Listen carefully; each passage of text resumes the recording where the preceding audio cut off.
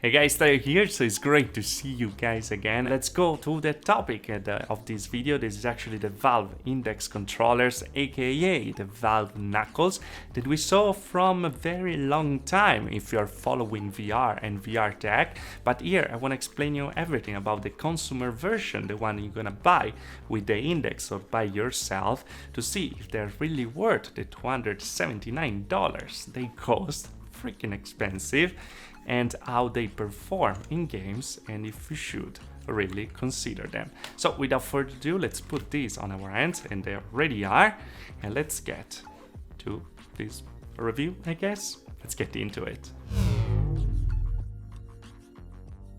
Okay, so here we are with the Valve Index controllers, where we have all the buttons available for VR. So we have a thumbstick and touchpad, even there's a little pill design, it works in every direction, and there's an haptic feedback too when you press it, so the pressing button actually works, even if it's not a real button. And talking about the haptic feedback, by the way, this is one of the best haptic feedbacks in a controller. It really feels like a premium phone when it buzz, and the A and B buttons, top and bottom, and the Steam VR button. That about this button is the worst position ever. It's horrible, and I love it because it's never gonna happen that you're gonna press it when you don't want during a game, like when you're trying to do a nice score in Beat Saber or something like that. Now, what's the interesting part technology-wise of these controllers is actually all the controllers themselves. They're packed with sensors. They have around 87 sensors between the one for the tracking and the one for the tracking of your fingers. And just this part over here has 32 capacitive sensors inside. And that's just amazing, because with that, it's gonna recognize the position of every single finger in your hand and enhance your hand immersion with it. So you're gonna be able to do gesture, to do the victory, to do the, I'm sorry about that, different gestures, and playing like a rock, paper, and scissors and all stuff like that, and enhance, of course, the social interaction in some social games. Now, how this happens actually are these capacitive sensors, as I said, that they understand the distance that there is from your finger to this plate over here, and it works for every single finger. Now, everyone has a different hand, everyone has different side, everyone grip it in a different way. So what did they do is actually a very fast and clever algorithm that is gonna recalibrate every time inside the controller what is your hand position and understand every single finger. So what you have to do when you start is just to put it on and just start to do a little by like this, up and down, close it and open, and in a while it's gonna be calibrated, and then your hands is gonna really feel like it's there in the game. It's not just this plate over here that understands the distance even if you don't touch it. Every part of the controllers does the same, so also the trigger understand the distance just even without touching the trigger, and also the buttons on top. So you also have a thumb presence because you can move on the different part of the controllers, and everything is gonna be just represented in VR, of course in the game that's supported. But what is the big thing about these controllers that make it much difference? Well, as you can see, I'm doing this video actually wearing them, and I can actually do all my gestures. And there's actually a reason for it. The reason is because they designed the controller to actually have a different thing in mind, where you don't have to keep your controller every time to play, but you can actually relax and use your controller when actually you want to use it. And this is such a little thing, but it's mind-blowing, because when you want to just throw something, well, you just let it go, but your controller tends to this strap. This, by the way, is an amazing material, antimicrobial, and it's very comfortable. It's gonna keep the controllers there, and you can just re-grab it and throw another grenade or something like that. Also, there's a regulation for every single person, so if you have a bigger hand, you can go closer to you. If you have a smaller hand, you go in the other direction. There are 4 different, and then you just strap the controller down and you put it in a way that is not gonna move. I really recommend to don't strap it too much, because then it can get a little uncomfortable for longer sessions. Instead, you get to the way where it actually stays there and is completely fine. You're gonna forget to have a controller in your hand.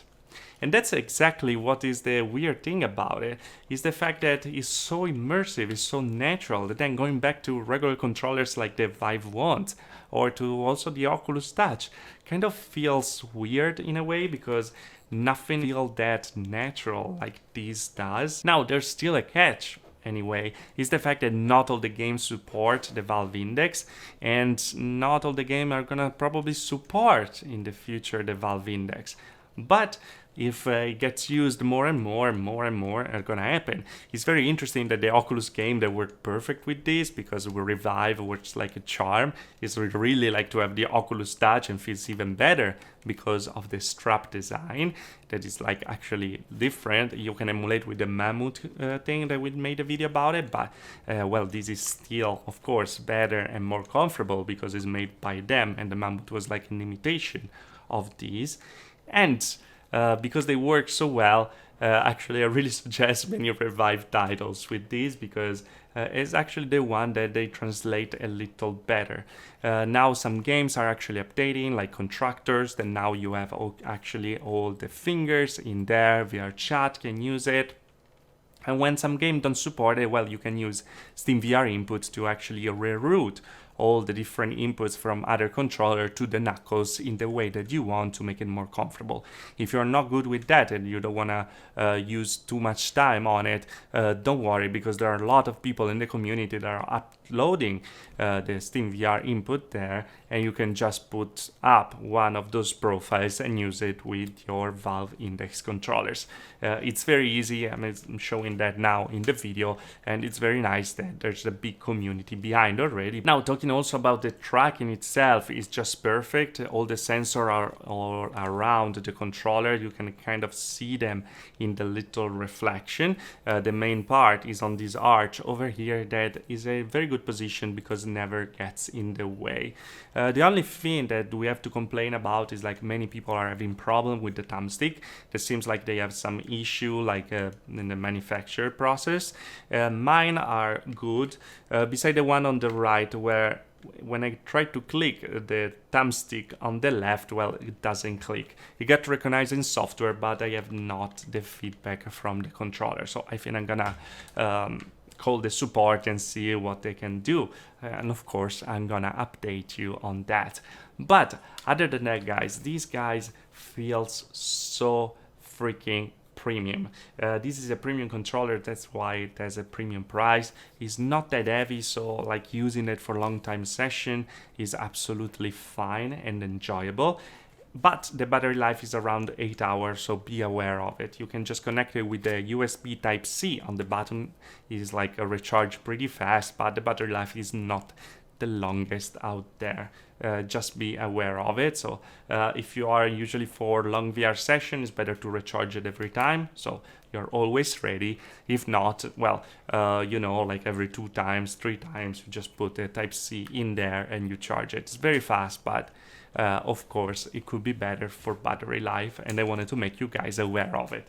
But getting to the end, do I suggest them? Well, yes, absolutely. Are a little pricey, but it's crazy how much they enhance the immersion of the games when they work. And even if they don't work for now, there's some workaround that you can use, as we said.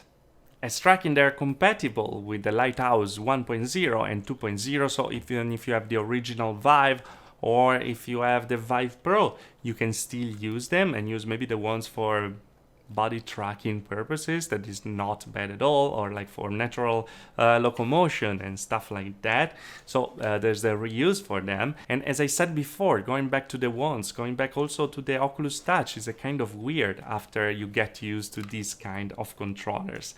I really recommend it. Are a little pricey, but they enhance the immersion a lot.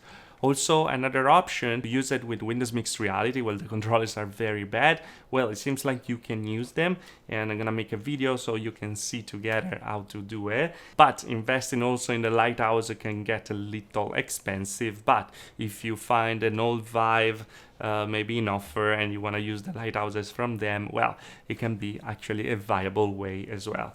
super recommended. This is actually the future, and let's hope that they're gonna actually enhance a little the number of games that actually support it natively, because there are not so many, as you can see. But if this become the standard and is already close to the standard, well, things are gonna get very, very interesting. Let me know what you think about it in the comment below. Do you think this is VR 2.0 just for the controllers or not? I really believe so. Let me know if you are like me. But as always, guys, if you liked the video, like. If you didn't like the video, dislike. Subscribe to the channel for more VR tech, and I see you guys in the next video. Thanks for watching. Ciao.